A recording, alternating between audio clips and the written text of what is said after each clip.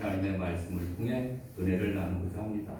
우리 제목을 따라하시겠습니다. 성찬의 의미와 또 우리 좌우 앞에 계신 분들과 인사를 나누겠습니다. 반갑습니다. 은혜 받으시다. 환영합니다.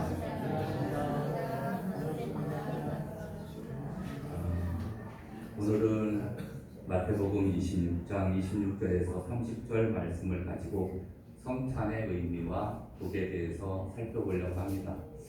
여러분, 우리가 오늘은 성찬식을 거행하는데요. 그 앞전에 우리 말씀을 통해서 은혜 받는 시간을 갖고자 합니다. 우리가 살고 있는 지금은 2025년도에 살고 있습니다. 예수님께서 이 세상에 오신 지 이제 2025년이 되었다라고 하는 것입니다. 그런데 예수님께서 우리 인류를 위해서 십자가에 피 흘려 돌아가셨습니다. 수천 년 전에 이스라엘 땅에서 십자가에서 죽었다라고 하는 사실. 그런데 오늘 우리는 예배를 드리고 있다라고 하는 것입니다. 여러분, 교회 다니는 사람들 중에 딜레마를 갖고 있는 사람들이 있습니다. 그 딜레마가 뭐냐? 예수님의 십자가 죽음과 부활을 믿을 때 구원을 받는다라고 알고 있지만, 문제는 자기 자신이 2000년 전에 십자가에 죽은 그 예수님을 그 현장에서 본 적도 없고 죽음에 직접 참여한 적도 없다는 것에 있습니다. 그래서 십자가 사건을 믿지 못하는 그러한 부분을 보게 됩니다. 어떻게 오늘 우리 시공을 초월해서 예수님의 십자가 사건에 참여할 수 있을까요? 우리가 참여할 수 있는 방법이 있습니다. 그것은 성찬에 참여하는 것입니다. 십자가 사건에 참여하는 최고의 수단은 성찬에 참여하는 것입니다. 여러분, 성찬에 대해서 그 배경을 한번 알아보려면 예수님이 십자가 사건을 지시기 전에 제자들과 함께 유월절 식사를 하셨습니다. 유월절 어린 이스라엘 백성들이 애굽에서 가나안 땅에서 해방된 것을 기념하는 절기였습니다. 그때 예수님께서는 이제 이런 말씀을 하십니다. 예수님께서 잡히시기 전날 밤에 제자들에게 떡을 주시며 받아 먹으라. 이것은 너희를 위하여 찢기는 내 살이니라고 하셨습니다. 그리고 식후에 잔을 주시면서 받아 마시라. 이것은 너희를 위하여서 흘리는 바 나의 피니라 라고 말씀해 주고 있습니다. 이것이 예수님께서 제정하신 성찬 예식입니다. 예수님이 이 성찬식을 주님께서 다시 오실 때까지 행하여 주님을 당신을 기억하라, 기념하라 이렇게 말씀해 주고 있습니다. 성찬식은 주님의 오실 때까지, 주님이 오시는 것은 주님께서 재림하실 때까지 그 계속되어야 됨을 나타내 주고 있습니다. 왜 예수님께서 제자들과 마지막 식사를 하는 자리에서 성찬식을 행했고 그것을 이 세상에서 주님께서 재림하실 때까지 기념하라고 하셨을까요? 그것은 성찬이 주는 복이 있기 때문에 그렇습니다. 여러분, 성찬식을 통해서 우리가 무엇을 알 수 있느냐 하면은 첫 번째, 예수님 자신의 죽음을 드라마틱하게 시각적으로 보여주는 데 있습니다. 예수님은 인간이 자신의 뜻을 잘 이해하도록 많은 수단을 사용하셨습니다. 그 중에 하나가 상징적 그리고 비유로 말씀해 주시는 거였어요. 그래서 내가 진실로 너에게 이르노니 또 들에 핀 백합화를 보라, 이런 공중에 나는 새를 보라 라고 하시면서 그 비유의 말씀을 많이 하셨습니다. 그래서 그런 비유를 통해서 우리에게 하나님의 나라의 비밀을 우리에게 가르쳐 주시기를 원했는데 그 쉽게 시청각 교육을 시키면서 가르쳐 주시기를 원하셨다라고 하는 사실입니다. 예수님도 자신의 죽음을 그렇게 알려주셨습니다. 예수님은 한 떡을 취하시고 그 그것을 떼어서 제자들에게 주시며 내 몸이라 하시고 포도주가 담긴 한 잔을 취하여 모두에게 마시라고 하면서 이것은 많은 사람을 위하여 흘리는 바 나의 피 언약의 피니라 라고 말씀해 주고 있습니다. 여러분 무슨 의도로 그렇게 하셨을까요? 문자 그대로 떡과 포도주가 예수님의 몸과 피로 바뀐 것일까요? 그렇지 않습니다. 여러분 기독교 안에는 이 말씀에 대하여 다양한 해석들이 있습니다. 로마 캐톨릭에서는 천주교에서는 문자적으로 해석하여 성찬식을 할 때 그것들이 실제적으로 예수님의 몸과 예수님의 피가 된다라고 주장합니다. 그것을 화채설이라고 합니다. 그러나 그 화채설은 성경적이 아닙니다. 그것을 기념하라라고 말씀해 주고 있기 때문에 우리는 주님이 오실 때까지 이것을 기념하라고 했기 때문에 우리는 그 의미를 깨닫고 또 지켜야 되는 것을 지키는 것을 우리가 기억해야 될 줄로 믿습니다. 그러면 예수님의 의도는 무엇이었을까요? 드라마틱한 방법으로 자신의 피를 흘리고 십자가에서 죽는 것을 시각화하여서 제자들과 오늘 우리에게 보여주고 있는 것입니다. 떡이 찢어지는 것을 보면서 예수님이 십자가에서 몸이 찢어지는 것을 생각하게 하고 또 포도주가 부어지는 것을 보면서 예수님의 피를 흘리는 것을 우리가 상징적으로 우리가 기억해야 될 줄로 믿습니다. 예수님의 죽음이 떡이 찢어지고 포도주가 부어지는 것으로 상징화시킨 것입니다. 그런데 왜 이런 드라마틱하게 시각적인 방법을 사용하셨을까요? 예수님의 죽음은 이것을 생생히 기억하라는 것입니다. 이론적이고 추상적으로만 여기지 말고 실제적으로 경험하고 맛을 보라는 거예요. 예수님께서는 우리를 위해서 몸과 피를 흘리시고 죽으셨다. 그렇게 그냥 말만 하지 말고 이러한 성찬식을 통해서 그것을 한번 의미하면서 그걸 느껴봐라 라고 하는 의미로 이것을 행하셨다라고 하는 것을 말씀해 주고 있습니다. 여러분 이제 실질적으로 경험하고 맛을 보는 거예요. 오감으로 주님의 죽으심을 기억을 하는 것입니다. 떡과 잔을 눈으로 보고 손으로 만지고 코로 냄새를 맡고 귀로 성찬의 메시지를 듣고 입으로 맛보면서 예수님의 죽음을 기억하고 체험하라는 것입니다. 하나님께서 이러한 시각적인 방법을 통해서 사람들에게 영적인 것을 깨닫고 기억하게 하셨습니다. 여러분 구약에 보면은 수많은 기념일들과 또 절기들이 있습니다. 유월절을 지키며 우리는 애굽에서 해방된 것을 기억하게 하셨고 이스라엘 백성이 요단강을 건넌 후에 요단강가에 돌탑을 쌓게 하셨습니다. 그래서 강을 건너지 못한 세대가 그것을 보면서 돌탑을 보면서 우리 선조들이 이렇게 요단강을 건너서 그 가나안 땅에 들어갔다라고 하는 것을 기억하게 하는 것이었습니다. 할례도 그렇습니다. 남자들이 자신의 할례를 보면서 남자의 생식기에 표피를 자르는 그러한 할례 의식을 행하게 되는데 그 할례한 것을 보면서 하나님의 언약을 받은 백성임을 기억하고 언약에 순종하도록 하셨습니다.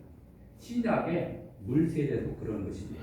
자신이 그리스도를 믿고 연합될 때 옛사람이 죽고 새사람이 된다 라고 하는 그 의미를 기억하게 하였습니다. 여러분 이처럼 성찬식에서 떡이 찢겨지고 포도주가 부어지는 것을 볼 때 예수님이 십자가에서 우리를 위해서 그 몸이 찢겨지고 피가 쏟으셨다라고 하는 것을 기억해야 될 줄로 믿습니다. 두 번째로는 예수님의 피 흘리심으로 언약이 갱신되었습니다. 여러분 언약이 갱신되었다라고 하는 것은 마태복음 26장 28절에 보면은 이렇게 기록되어 있습니다. 28절 말씀. 이것은 죄사함을 얻게 하려고 많은 사람을 위하여 흘리는 바 나의 피 곧 언약의 피니라 라고 말씀해 주고 있습니다. 여러분 예수님께서 십자가에 피를 흘리고 죽으시는 것은 구약의 모든 피 제사를 대신하고 성취하는 것이라고 말씀합니다. 하나님은 구약 시대로부터 인간이 하나님으로부터 죄사함을 받고 구원받는 유일한 길은 죄값을 지불하는 피의 제사를 드릴 때만 가능하다라고 하는 것을 말씀합니다. 레위기 17장 11절에 또 히브리 9장 22절에 피 흘림이 없은즉 사함이 없느니라 라고 말씀해 주고 있습니다. 그래서 이 구약 시대에는 인간이 죄를 범했을 경우에 죄를 사함받기 위해서는 짐승을 잡아 그 피를 흘리는 거예요. 그래서 그 피를 하나님 앞에 드렸습니다. 그러면 그 피는 인간의 죄를 대속할 수 있었던 것을 얘기합니다. 그러나 인간이 죄를 범할 때마다 이 짐승을 잡아서 드려야 되는데 여러분 알게 모르게 알고도 짓고 모르고도 지은 죄가 있습니다. 그러한 모든 죄에 대해서 이 제사를 드려야 되는데 그걸 번거롭기도 하고 그리고 또 제대로 드리지도 못하는 그러한 어려움이 있었습니다. 그러나 우리 예수님께서 또 인간의 모든 죄를 대신하여 십자가에 피 흘려 돌아가심으로 우리의 모든 죄가 사함받게 되었고 그리고 이제는 언제든지 주님 앞에 죄가 기억날 때마다 주님 나는 죄인입니다. 나의 모든 죄를 사하여 주시옵소서. 이렇게 회개하기만 하면 우리를 모든 죄에서 깨끗하게 하신다는 사실입니다. 여러분 예수님이 이 땅에 오셔서 피 제사를 대신했을 뿐만 아니라 더 이상 피 제사를 드릴 필요가 없도록 성취되었습니다. 누구든지 예수님의 속죄의 피를 믿으면 모든 죄를 용서받고 하나님의 자녀가 되게 하여 주셨습니다. 이것이 언약을 갱신했다고 하는 사실입니다. 여러분 언약이 갱신되었다라는 것은 구약의 제사를 드리는 데서 이제는 예수님께서 직접 자신이 제물이 되었음을 나타내 주고 있습니다. 이것은 많은 사람을 위하여 흘리는 바 나의 피니라 라고 말씀해 주고 있습니다. 많은 사람을 위하여 흘리는 피. 이것은 모든 사람이라고 하지 않고 많은 사람이라고 하셨습니다. 예수님을 구주로 믿는 사람들, 정확히 하나님의 하나님이 구원하기로 선택된 사람들의 죄를 속하기 위해서 십자가에서 피를 흘리고 죽으신 것입니다. 여러분, 이 예수님의 피는 모든 사람의 죄를 해결할 수 있는 것이었습니다. 그러나 모든 사람은 아니고 많은 사람의 피를 대속한 줄로 믿습니다. 예수 그리스도를 구주로 영접한 사람의 그 모든 죄만 하나님께서 대속하셨다라고 하는 사실을 우리는 기억해야 할 줄로 믿습니다. 여러분 우리가 예수님을 믿고 지금 거룩한 주일날 이 자리에 나와서 예배를 드리고 있는 것이 얼마나 큰 복인가를 우리는 생각하면 생각할 수 있도록 우리가 감사를 드려야 될 줄로 믿습니다. 다윗도 시편 32편 1절에 보면은 허물의 사함을 받고 자신의 죄가 가리워진 사람은 복이 있도다 라고 말씀해 주고 있습니다. 오직 자신을 포함한 모든 인간의 죄는 예수님의 피로서만 사함을 받고 가리움을 받을 수 있다라고 하는 사실을 우리는 깨달아야 됩니다. 이것들 위해 다른 방법이 없어요. 다른 방법이 있으면 그 방법을 찾아서 죄를 사하는 방법을 찾아서 해결할 수 있겠지만 다른 방법이 없어요. 오직 내가 곧 길이요 진리요 생명이니 나로 말미암지 않고는 아버지께로 올 자가 없느니라. 분명히 말씀해 주고 있는 거거든요. 그러니까 예수님의 피로만 구원받을 수 있는 거예요. 이 최고의 방법이 그래서 그러한 예수님의 이 피 흘리심의 대한 최고의 방법이 성찬에 참여하는 것입니다.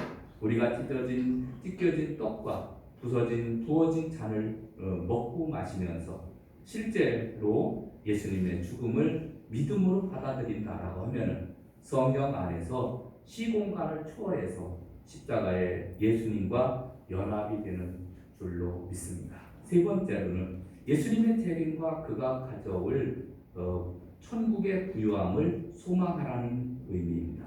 여러분, 성찬에는 그런 의미가 있습니다. 예수님께서 말씀을 하셨습니다. 구체적으로 무엇을 말씀하셨습니까? 여러분, 29절 말씀을 보겠습니다.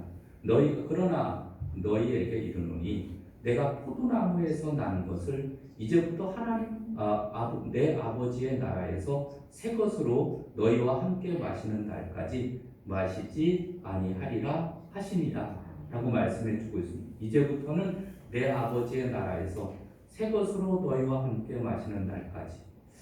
누가 더 잘 알려줍니까? 예수님께서는 반드시 재림하십니다. 절대적인 근거는 그분이 그렇게 하셨기 때문에 그렇습니다. 그분이 하신 말씀은 단 하나도 거짓말이 없습니다.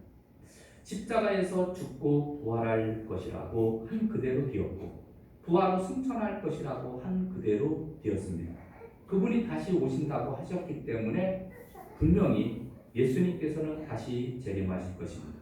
성찬에 참여하는 것은 단순히 떡과 잔을 먹고 마시고 배를 채우는 것이 아닙니다. 예수님이 반드시 다시 오신다고 하는 사실을 기억을 하면서 그날의 소망을 두는 행위가 되는 것입니다. 여러분, 예수님께서 재림하실 때 가져오실 완성된 하나님 나라의 부요를 소망해야 될 줄로 믿습니다. 내 아버지의 나라에서 새 것으로 다 마시는 날까지 땅의 포도주를 마시지 아니한다.